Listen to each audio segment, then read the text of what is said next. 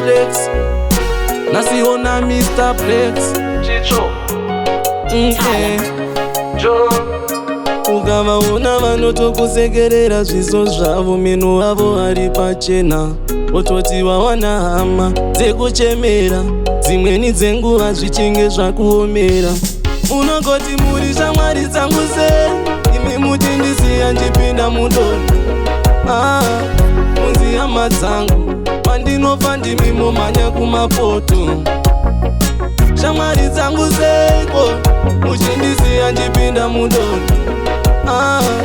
munzi hama dzangu pandinofa ndimimo manya kumapoto une mari havakuudze zvine musoro zvavanokukuzira kuti ungotenga doro usina hapana kana anotokuti mhoro vanenge vachitokuona senge uri mboko vatori nezvirauro zvavanoda kuti ndingofa sasauro pandasvika pese vanoita mutauro zvavanongoda kwandiri chete ikauro unongoti muri shamwari dzangu sei imi mutindisiya njipinda mudoni munzi hama dzangu pandinofa ndimimo manya kumapoto shamwari dzangu seiko muchindisiya njipinda mudoni munzi hama dzangu pandinofa ndimimo manya kumapoto ndinoziva kuti ni handina mari handina chandinacho kana motokari vanoma vandinapo vanotochiva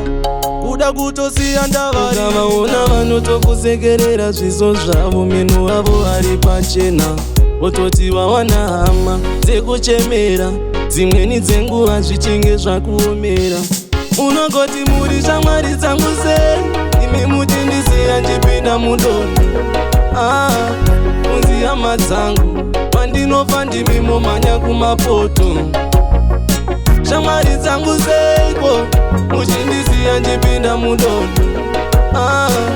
munzi hama dzangu pandinofa ndimimo manya kumapoto une mari havakuudze zvine musoro zvavanokukuzira kuti ungotenga doro usina hapana kana anotokuti mhoro vanenge vachitokuona senge uri mboko vatori nezvirauro zvavanoda kuti ndingofa sasauro pandasvika pese vanoita mutauro zvavanongoda kwandiri chete ikauro unongoti muri shamwari dzangu sei imi mutindisiya njipinda mudoni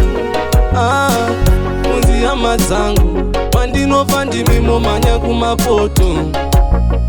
shamwari dzangu seiko muchindisiya njipinda mudoni munzi hama dzangu pandinofa ndimimo manya kumapoto